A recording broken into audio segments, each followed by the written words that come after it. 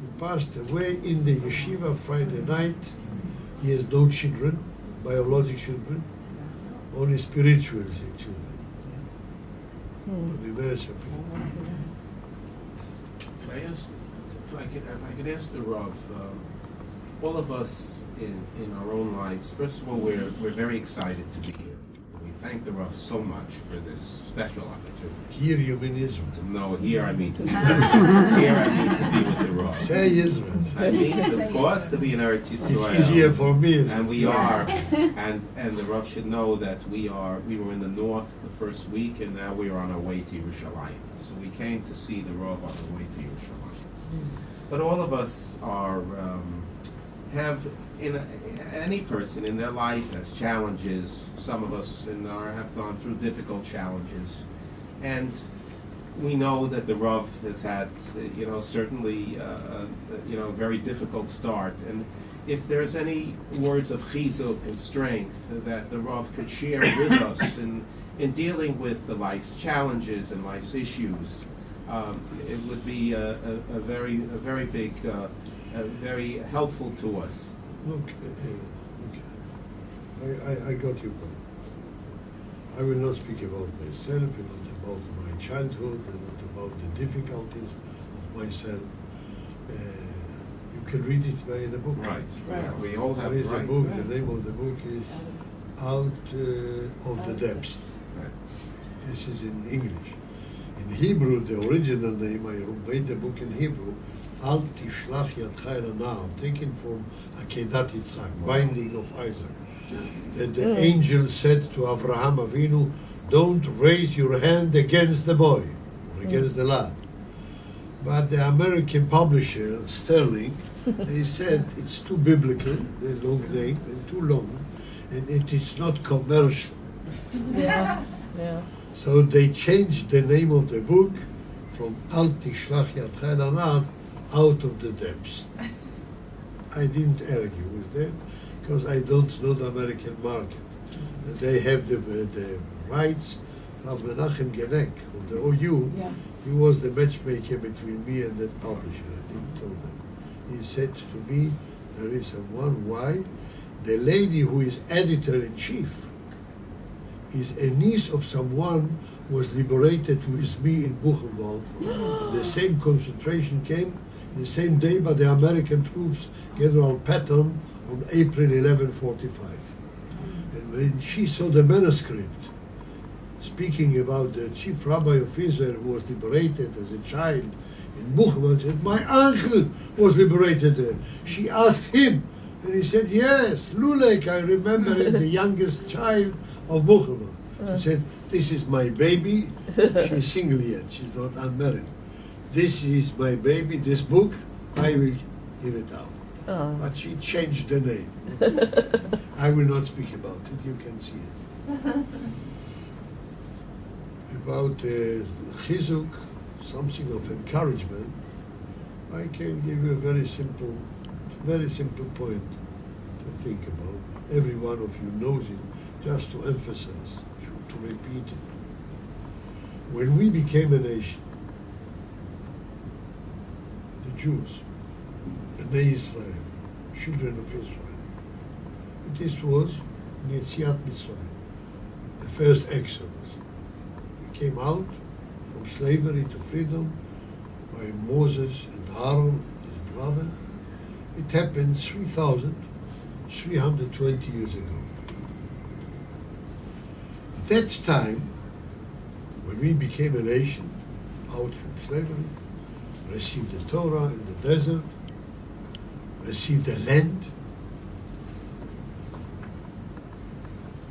That time we were not the only nation on the map, on the globus.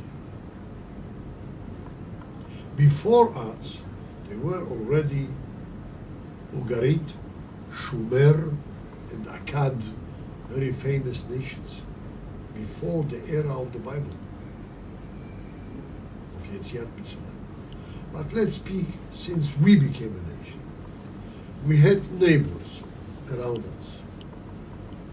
Ammon, Moab, Plishtim, Aram, Edom, Amalek, Ziklag, Ashur, Babel, Paras Umadai, and then after the biblical period, Greece, the old classic Greece, Roma, Carthago of Hannibal, empires, strong, rich, big. And we are the only nations that most of his history is in diaspora, in exile, not in his old homeland. The majority of our existence is in exile, spread all over the world. Only minority, we had the first temple, 410 years, the second temple, 420 years, and then 66 years after the independence of the State of Israel, not the majority of the Jewish people was here. Now we are the largest Jewish community in the world. Over 6 million Jews here. 6,200,000. Amazing. We were not the strongest, not the richest, and not the largest. Among all the nations I mentioned their names, about 20 names, including empires like Ashur and Babel, Paras Umadai, Yavan and Roma. Where is one of those nations I mentioned? Show me the descendant of Hannibal, the emperor of Carthago. No Carthago. Look in the globus you have, there is no Carthago. Roma exists, but it's not the same nation, not the same religion. They had Jupiter. They had today Franciscus, the Pope. There was a polytheism, like in Greece, same thing in Roma. Instead, Zeus was Jupiter, but there was the idol of the sea, Neptune, the idol of the war, Mars, the idol of beauty, Aphrodite, the idol of wine, Bacchus. Every phenomenon in life has its idol, polytheism. The father of the idols was Zeus in Greece, Jupiter in Roma. Today, nothing in common between Berlusconi in Roma today and Julius Caesar. Not the same language. They spoke Latin.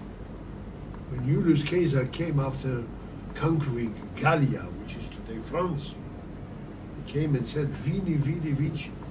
I came, I saw, I won the battle. The Italian boy today doesn't understand this sentence, Vini, vidi, vici. Another language, another religion, another status. Italy today is one of the smallest countries of NATO, the allies of the United States of America. Not the richest, not the biggest, nothing. Greece, the same. Greece of today, Karamanlis or Papandreou, is Greece of Alexander Magdon, Socrates, Plato, or Aristo. Not the same language. Classic Greece is not the Greece today. Not the same power. Persia. We had Iran today. Nothing to do with Xerxes or with Koresh or Dariavesh. They were the superpower. Iraq today is on the place of Babel. Saddam Hussein is the same power like Nebuchadnezzar, king of Babylon. Not the same religion, not the same language, nothing. Ammon or Moab, they sit on the place where today is Jordan, King Abdullah. Ammon, the Moab were there. And no Ammon, they had an idol, they have a religion, a language, they don't exist. All these nations, Tzor, Sidon, Ziklag, Plishtim, disappeared.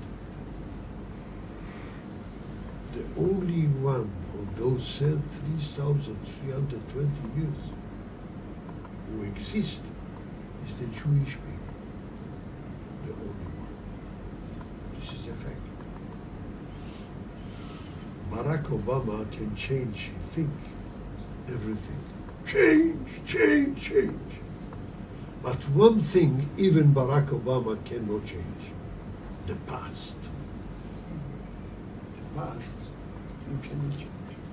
Kesera, what's happened.